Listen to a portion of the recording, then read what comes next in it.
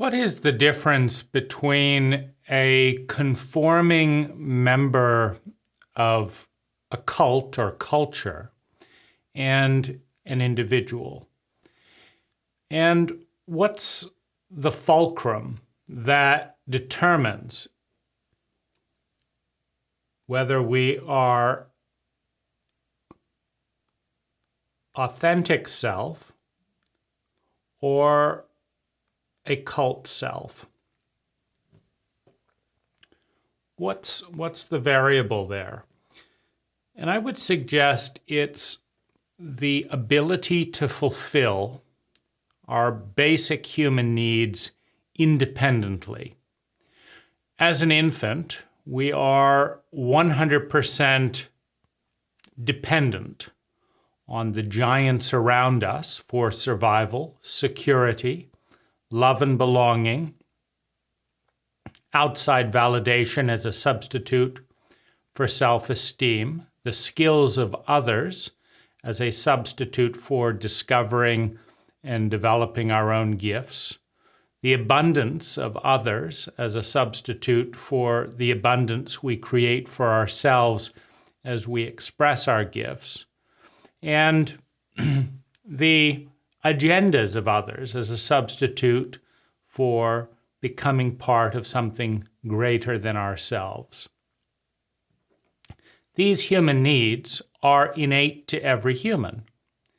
And until we reach a level of maturity and competency where we can meet these needs freely from a variety of people, we are effectively tethered, much like we're tethered to a scuba diving tank when we're diving underwater because we need oxygen.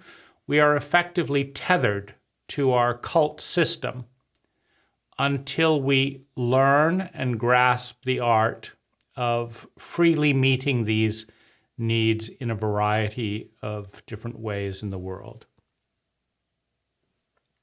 So this is a really important thing because when the dependency on the cult is high, as it defaults to being high for all of us until we claim our independence, when that dependency is high, then we will be oriented, our need will orient us to the pain and pleasure reward system of the cult, to the norms of the cult. Now, this pivot is incredibly important because it doesn't matter what the norms of the cult are.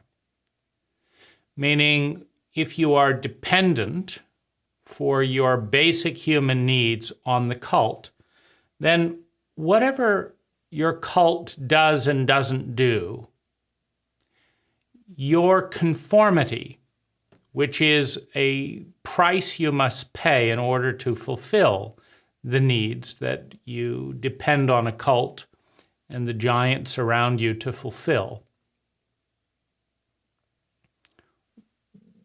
Whatever price that conformity is, an infant, a child will pay that price.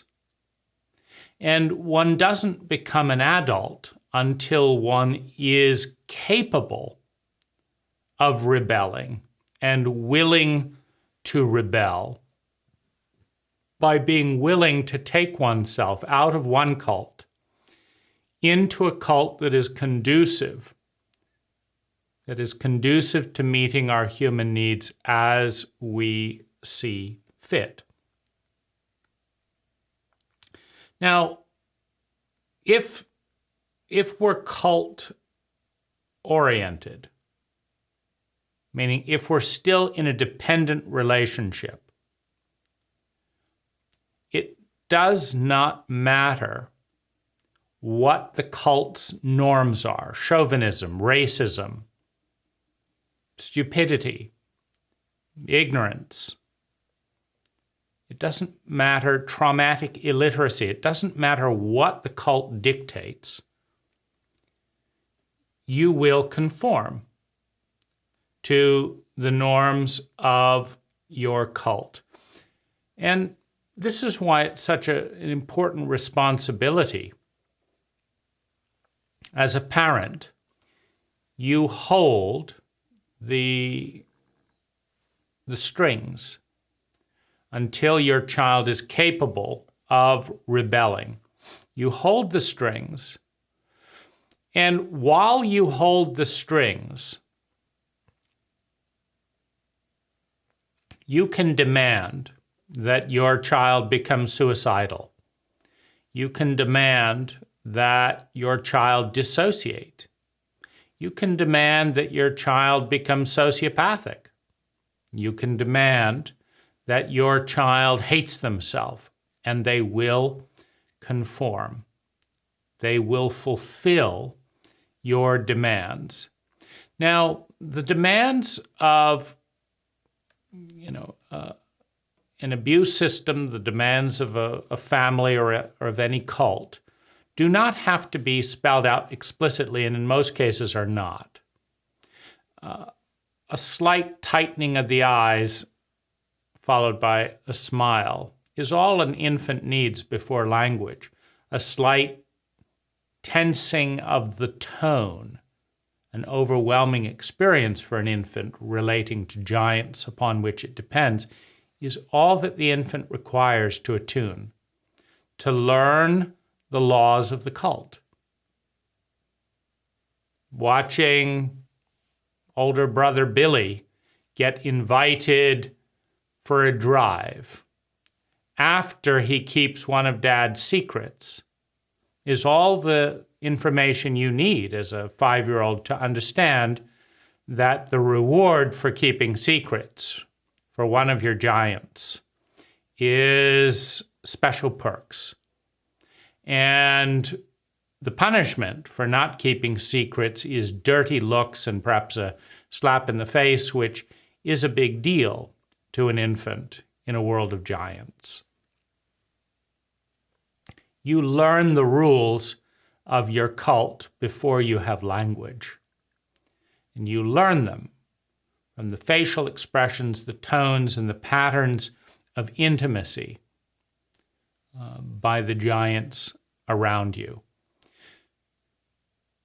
If the giants are either incompetent or sociopathic to such an extent that they demand, in order to grant you survival, security, love and belonging, etc., that you dissociate from yourself, that you do not tell the truth, that you suppress your grief, that you blame yourself, that you hate yourself, you will do it.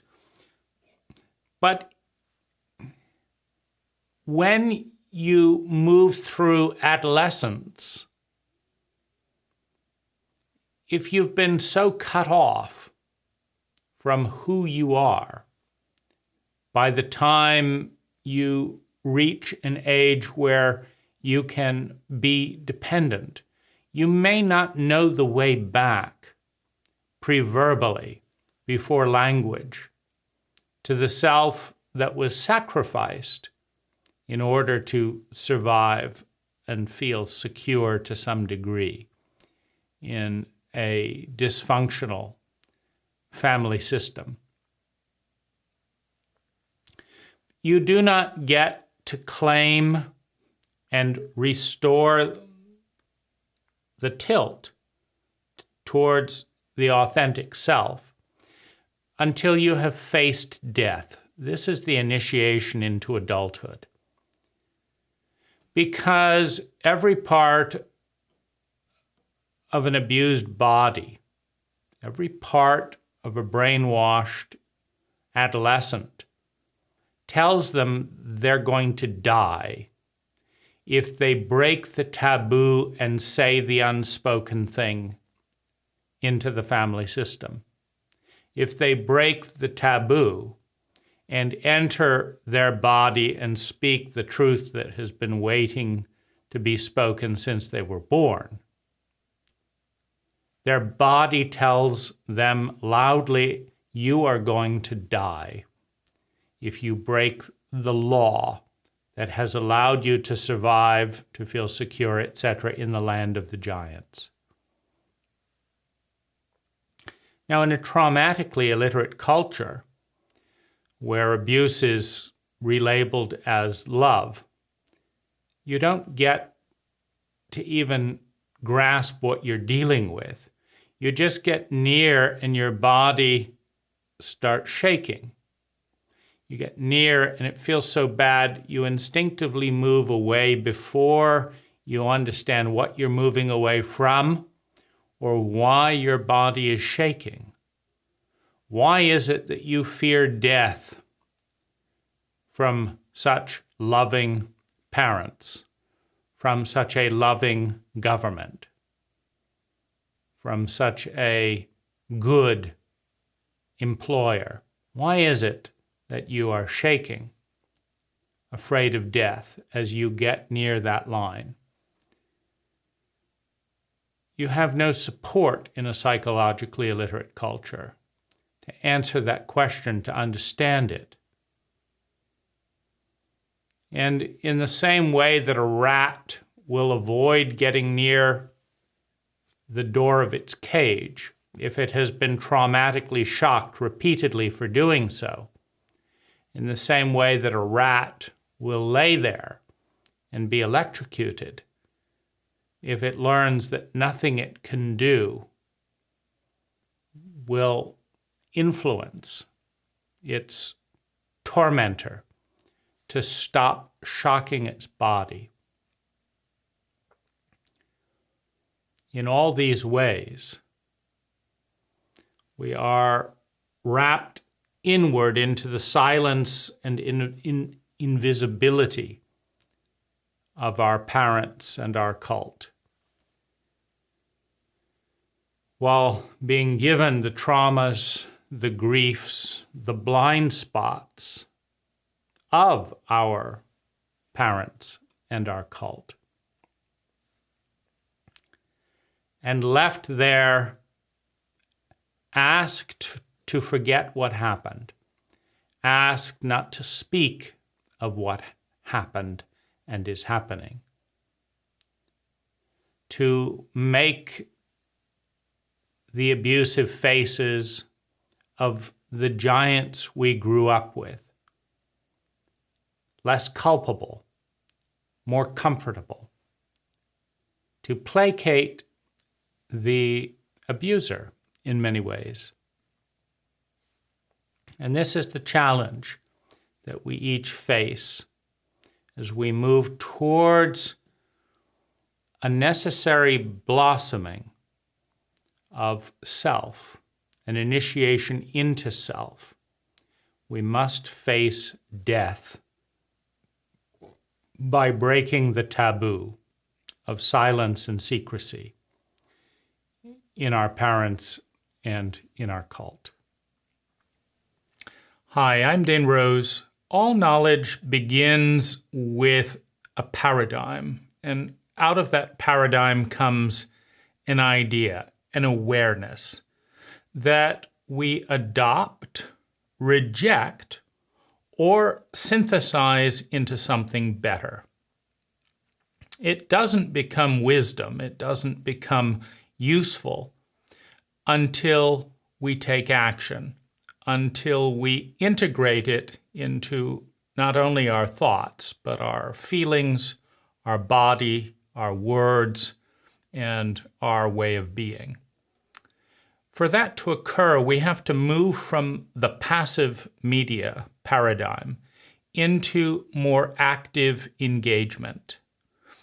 In the link below, in the More Information section, is an invitation to join a very small, deliberately filtered, high-quality discussion with a group of people who share a common language and want to work with these ideas, with me and with one another, with the sole goal of creating 10 times more sustainable well-being for ourselves and those around us per unit of energy invested. Thank you for watching.